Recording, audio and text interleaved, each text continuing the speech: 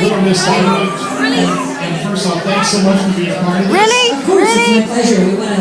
I first of all want to thank one of my best friends, Mousy and JJ, for inviting me out here.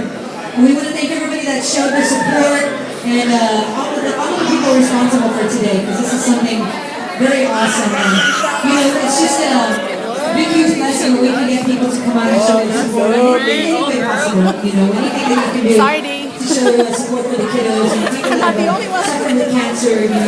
Like Jamie was saying, it's a huge blessing. Obviously, God has blessed you with another birthday, so we're really excited to be here for him. It really is, and the other thing we're blessed, hold on a second, I think I know the problem is. Don't be afraid to speak to him, it's okay. It's always been what everybody said. Jay, you should just shut up every once in a while. You have a problem with that. So tell us, okay, first off, what she did today, I mean, that's